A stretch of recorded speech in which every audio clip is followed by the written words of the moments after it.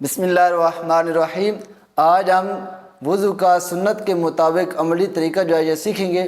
پہلے یاد رکھیے کہ وضو کے اندر 4 فرض ہوتے ہیں اور 14 سنتیں ہوتی ہیں۔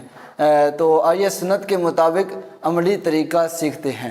سب سے پہلے جو ہے ہم نے پونچھوں سمیت ہاتھ دھونے ہیں۔ اس سے پہلے جو ہے یہ یاد رکھیں کہ وضو کے شروع کرنے سے پہلے 2 سنتیں ہوتی ہیں۔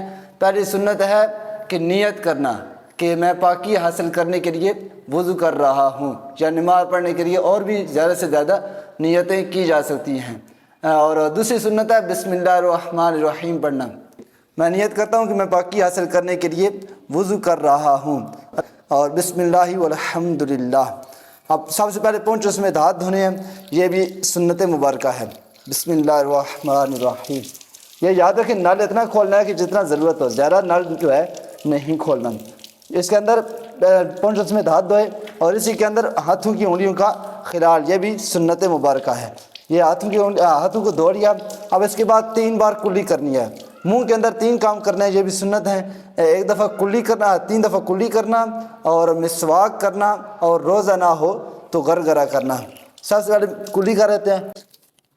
کلی اس طرح کرنی ہے کہ صرف منہ میں پانی لے کر پچک نہیں دینا، بلکہ اس طرح کلی کرنی ہے کہ منہ کے تمام اعضاء کے اندر جو ہے، منہ کے تمام ذروں کے اندر جو ہے وہ پانی پہنچ جائے۔ 3 دفعہ کلی کر لینی ہے۔ اس کے علاوہ مسواک ہو تو مسواک کر لینی ہے، اور مسواک نہ ہو تو شہادت والی انگلی کو مسواک کے طور پر بھی استعمال کیا جا سکتا ہے۔ وہ کلی کر لی، اس کے بعد گرگرہ کرنا ہے۔ اسے بولتے ہیں گرگرہ، یہ بھی سنت مبارک ہے۔ اس کے بعد ناک میں پانی چڑھانا ہے۔ ناک میں پانی ایسے نہیں کہ نوک کے ساتھ لگا کے جو ہے نیچے پھینک دیا، بلکہ ناک میں جو ہے نوک جو ہے اس کے اوپر ناک کے پاس رکھ کے اوپر کی طرف سانس کھینچیں گے تو یہ نرم ہڈی تک پانی چلا جائے گا۔ 3 بار جو ہے ناک میں پانی چڑھانا، یہ بھی سنت مبارکہ۔ اب بائیں ہاتھ کے ساتھ جو ہے ناک کو صاف کرنا ہے، اور چھنگلیاں جو ہے یہ ناک کے اندر مارنی ہے۔ ناک کو اس سے چھنگلیاں کے ساتھ صاف کر لینا ہے۔ اس کے بعد چہرہ دھونا ہے۔ چہرہ دھونا یہ وضو کے اندر فرض ہے۔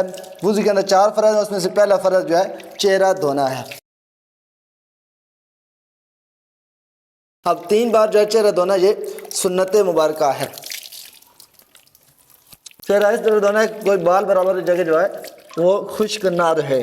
داڑھی اگر گھنی ہو تو داڑھی کو مکمل دھونا ضروری نہیں ہوتا، بلکہ نیچے سے اس طرح خلال کر لیا جاتا ہے۔ یہ یاد ہے کہ جب بھی پانی جو ہے وہ استعمال نہ کرنا، اور ٹوٹی کو بند کر دیا جائے۔ داڑھی گھنی سے مراد یہاں سے جو ہے جلد وغیرہ نظر نہ آئے، اسے گھنی داڑھی بولتے ہیں۔ اور اگر گھنی داڑھی نہ ہو تو مکمل جو ہے وہ داڑھی کی جڑوں تک پانی پہنچانا یہ ضروری ہوتا ہے۔ اب یہ داڑھی چہرہ دھویا، چہرہ دھونے کے اندر اس طرح یہ خلال بولتے ہیں۔ خلال کرنا بھی جو ہے یہ سنت مبارکہ ہے۔ اس کے بعد جو ہے دوسرا فرض ہے کونیوں سمیت ہاتھ دھونا۔ کونیوں سے بعض لوگ جو ہے اس طرح پانی لے کے اس طرح کر دیتے ہیں، جس کی وجہ سے جو ہے یہاں سے جگہ خشک رہنے کا اندیشہ ہوتا ہے۔ تو اس سے بہتر یہی طریقہ ہے کہ ٹوٹی کو نل کو کھولیں۔ نل کو کھولنے کے بعد جو ہے اسی طرح نیچے کر کے مکمل اچھی طرح اس کو جو ہے وضو کر لیں۔ اب جب یہ جو ہے اس طرح دھو لے ہیں تو اس کے بعد جو ہے اس طرح پانی لے کے 3 بار کرنے کی حاجت نہیں ہے، بلکہ جب یہ اس طرح دھل جائیں تو اب یہ اس طرح پانی لے کے اس طرح کرنا یہ اسراف کے اندر آ جائے گا، جو کہ گناہ ہے۔ اب اس کے بعد جو ہے وہ نل کھولیں۔ نل کھولنے کے بعد پانی لیں۔ اب جو ہے سر کا پورے سر کا مسح کرنا یہ سنت ہے، اور چوتھائی سر کا مسح کرنا یہ جو ہے وہ فرض ہے۔ اب اس کے اندر جو ہے پہلے جو ہے اس کو امامہ شریف اور ٹوپی اس کو اتار لیا جائے، اور پانی کو اس طرح اوپر ڈالا جائے تاکہ ساری انگلیوں پر بہہ جائے۔ اب یہ اشارت والی انگلی ہے اور جو ہے یہ انگوٹھا ہے، ان کو علیحدہ رکھ لیا جائے، اور یہ تین انگلیاں جو ہیں ان تینوں انگلیوں کو جو ہے ملا لیا جائے۔ یہ 3 دیکھیں یہ ملی ہوئی ہیں۔ اب جو ہے جب سر کا مسح کرنا ہے تو یہ تینوں انگلیوں جو ہیں یہ سر پر جو ہے مس ہونی چاہیے، نہ انگلی یہ دونوں انگلیاں مس ہونی چاہیے، اور نہ ہی جو ہے انگوٹھا جو ہے سر کے ساتھ مس ہونا چاہیے، اور نہ ہی جو ہے یہ ہتھیلی جو ہے یہ سر کے ساتھ مس ہو۔ یہ اس طرح مسح کرنا ہے۔ اب یہ پورے سر کا مسح ہو رہا ہے، یہ سنت بھی ادا ہو رہی ہے، اور جو ہے ساتھ ساتھ فرض بھی ادا ہو گیا۔ اب یہ ہتھیلی بچی، اور ہتھیلی کو جو ہے پیچھے سے آگے کی طرف اس طرح لایا جائے گا۔ अब ये उंगली बची थी, उंगली को जो है कानों के अंदर, कानों के ऊपर जो है इसका मसा किया जाएगा। अब ये अंगूठा है, अंगूठे का कानों के पीछे से मसा किया जाएगा। अब ये छुंगलिया जो है इसको कानों के सुराखों के अंदर भी मारा जा सकता है। अब ये हाथ के पीछे वाला हिस्सा जो है ये बचा, हाथ के पीछे वाले हिस्से के साथ जो है ये इस तरह गर्दन का मस्सा करेंगे। याद रखें गर्दन का मस्सा करना ये भी सुन्नत है और कानों का मस्सा करना भी सुन्नत है। लेकिन ये याद रखें कि बाद लोग जो हैं वो गर्दन का मस्सा करते हुए इस तरह गले का मस्सा कर देते हैं। याद रखें गले का मस्सा करना ये मकरूह है, गले का मस्सा नहीं कर सकते बल्कि सिर्फ गर्दन का पीछे से ही मस्सा करना होगा।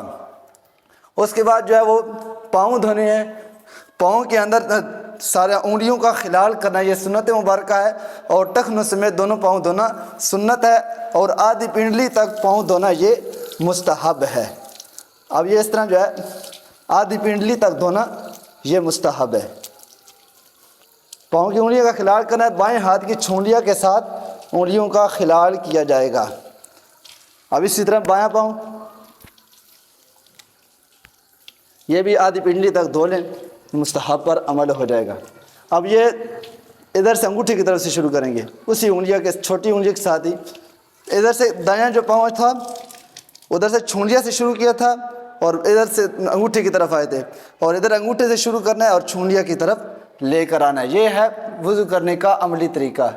उम्मीद है आप लोगों को पसंद आया होगा। इस्लाम भाइयों, हमने ये आपके सामने वुज़ू का मुकम्मल अमली तरीका जो है सुन्नत के मुताबिक रखा है, तो आपसे गुजारिश है इसको आगे से आगे शेयर करें ताकि लोग जो हैं जिनको वुज़ू करने का सुन्नत तरीका नहीं पता, वुज़ू के अंदर जो है वो गलतियां करते हैं, वो जो है वो इल्म दीन सीखें और इस पर अमल करने की कोशिश करें। आमीन बिजाय ख़ातम नबिय्यीन सल्लल्लाहु अलैहि वसल्लम।